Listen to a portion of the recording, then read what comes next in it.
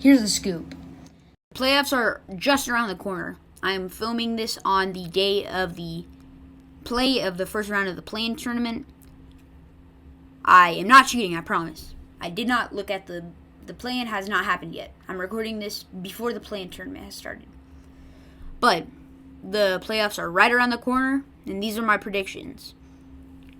Also, before we get into the video, make sure you like and subscribe so I can pass my brother in subscribers. Also, don't mind the hair. Just got a new style. Got a middle part, so trying to let it grow in a bit better. So it looks kind of weird right now, but, gotta do what you gotta do. But with that out of the way, let's get into the video.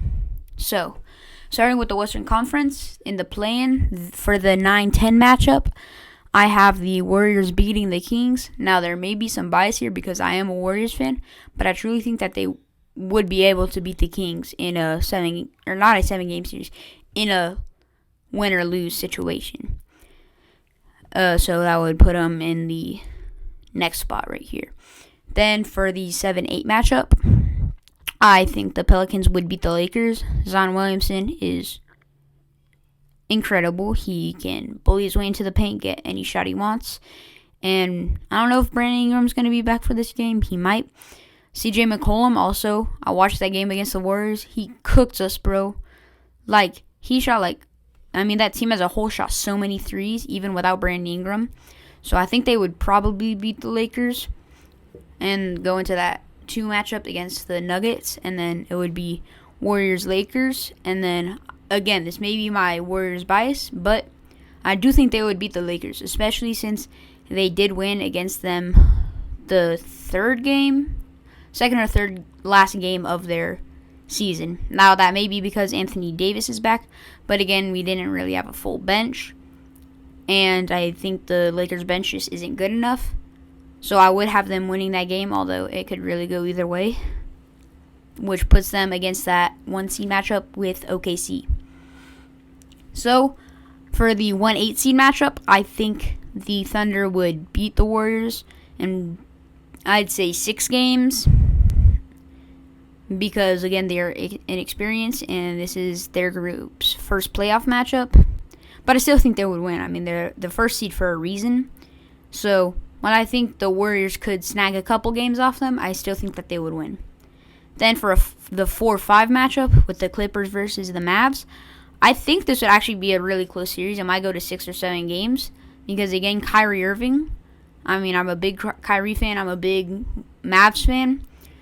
But I think the Clippers, they've been playing much better. They have Russell Westbrook, James Harden, Paul George, Kawhi Leonard. They have a very stacked roster, and their bench. While not having the best bench, I think they have a better bench than the Mavericks. And I think that might be what ultimately decides the matchup. So that would put them against the Thunder. Then for the 3-6 matchup, where it's the Timberwolves versus the Suns, I think all of these matchups would be probably pretty close so far, as well as this one. You have the Timberwolves, who had the number 1 ranked defense, I think. And then the Suns, they had a pretty rocky start to the season. Again, Bradley Beal was out for a while due to injury. So I do think the Timberwolves would win, but in probably a close series as well. Again, 6 to 7 games. They have Anthony Edwards. Karl Anthony Towns has been much better this season than he was last season. And Rudy Gobert is a Defensive Player of the Year candidate. Probably number 1 on that list. And then for the 2-7 matchup, I think it would probably go to 4, maybe 5 games. But it would probably be a sweep by the Nuggets. Again, they won the championship last season. I don't know if Jamal Murray's going to be back in time, but I still don't think that matters. They have Aaron Gordon, Michael Porter Jr., again, Nikola Jokic, who is the best player in the world right now. So I think they would easily win that matchup. Then for the Thunder Clippers, I think the Clippers would win. Again, I think it would be pretty close, but they have much more veteran experience than the Thunder do. And I saw this clip on YouTube. I'll link the channel below. It's not like you'd see my channel before their channel, but I'll link the channel below. I think it was called something like, what if a high school team played in the NBA?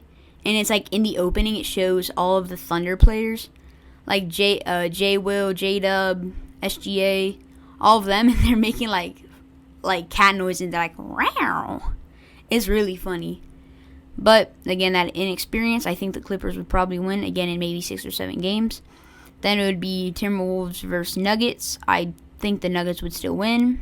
I mean, again, they are second seed over the Timberwolves. Again, it is really close. I think they're tied, but I still think they would win against. They have more experience in the playoffs, at least in recent years. They have a league MVP, and I think they would beat the Timberwolves probably in like 6 games. So that would put them in the finals. Wait, no. Dang. I just spoiled it. Okay. Clippers versus Nuggets in the Western Conference Finals. Again, I just spoiled it. I said that would put them in the finals. But I do think that the Nuggets would win the matchup because, again, they're really good. The Clippers, I mean, they might have injury problems. But I think the Nuggets would win that series. Again, maybe in 6 or 5 games, depending on injuries, but probably in 6 games. So I think the Nuggets will be the candidate for the Western Conference, and then let's move to the Eastern Conference play-in in that 9-10 matchup, where it's the Chicago Bulls versus the Atlanta Hawks. I think that the Chicago Bulls would win it just because, again, they have Zach LaVine, DeMar DeRozan, Kobe White is the most improved player of the year candidate. But I don't think it really matters too much because I think they would lose to the Heat, who I have losing against the Sixers. But I don't think it matters too much. Again, they're very similar teams, I feel like. I think the Bulls would win just because they have more talent on the team. So I would put them in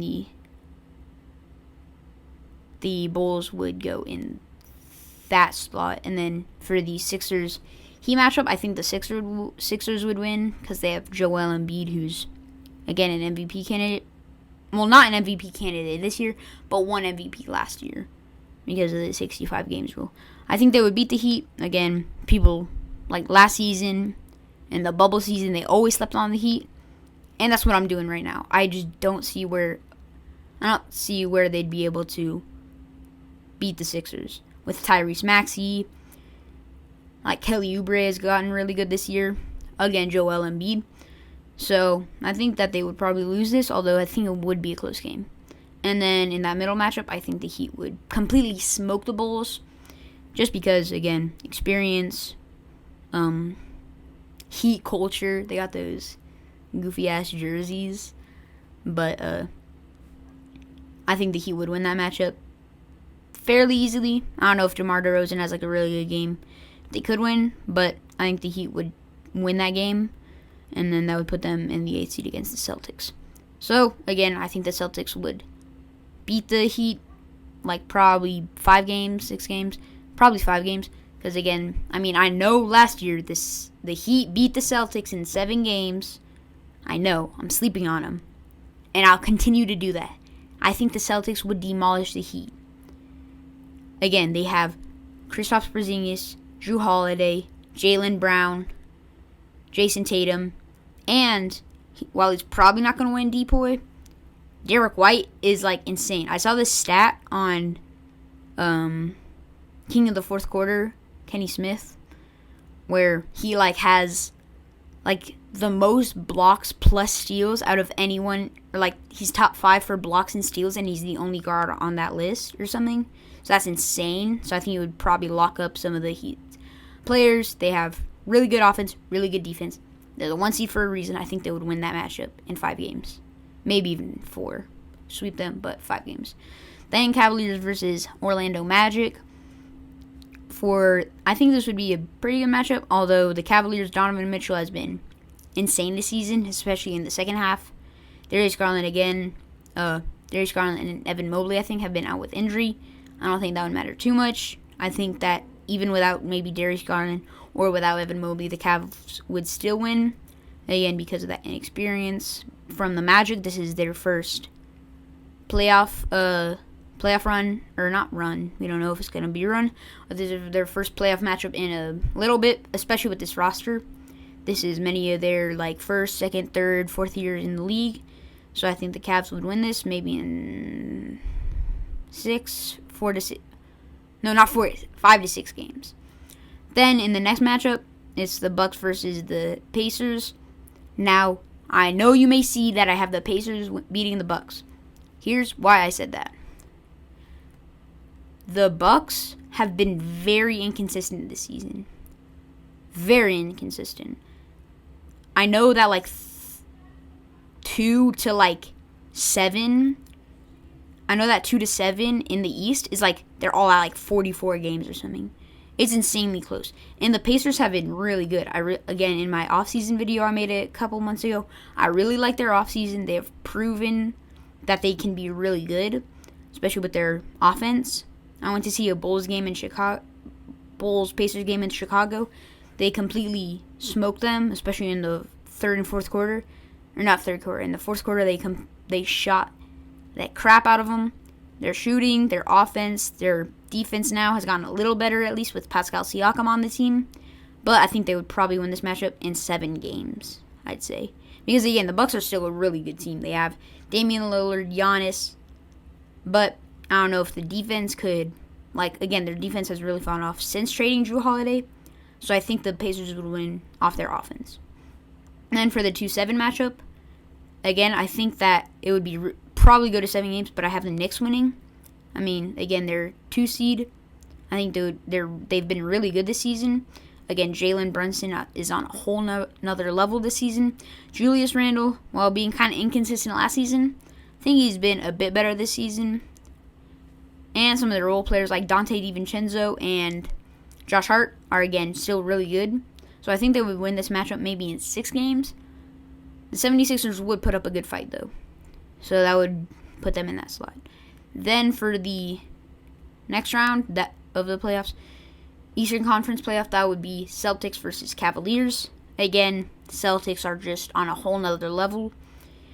They're insane this season. So I think that the Celtics would, again, win in 5 games, maybe 6 games, depending on how well Donovan Mitchell does. Could maybe push that back to 6, but I think they'd probably win in 5 games, maybe 6 games. But again, the Celtics are insane. They have Kristaps Porzingis, an insane player. I was watching a couple of Celtics games, and I'm like, he can pull up from like 30 feet away. He can lean into his shot, and he just leans in like this. He ain't even got an arc. He can just push it forward, and it goes like in, bro. It's insane.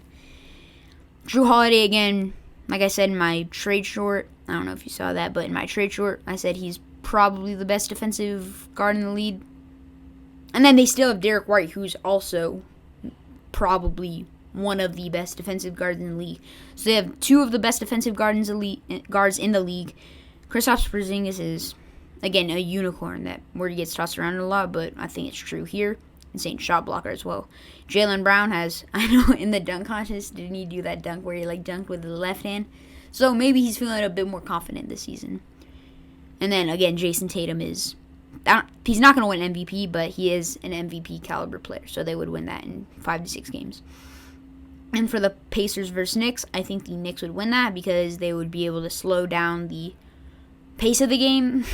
pace. They would be able to slow down the pace of the game and kind of attune to that. Again, they have some slower scores, like the Pacers. Again, they're running on offense that's led by Tyrese Haliburton. Again, Tyrese Haliburton is one of my favorite players in the league. But I don't think that their offense would be able to stack up to the Knicks' defense, especially if the Knicks would be able to slow down the pace of the game. So I would put the Knicks and Celtics in the conference finals, and I have the Celtics winning the Eastern Conference Finals. They're really good is what I'm trying to say. They would beat the Knicks in 5 to 6 games again. They are really good this season. And again, I might be sleeping on the Heat, the Cavaliers, the Knicks. I think they would beat them all in a 7-game series because they're that good. And then that would put them in the finals against the Denver Nuggets, which, full screen. I have the Boston Celtics as your 2024 NBA champions. They're really good. Like, really good. Again, Jokic, the offense and defense of the Nuggets is what was able to get them the championship last year. They traded away Bruce Brown. I thought that would hurt them a bit. It hasn't really. The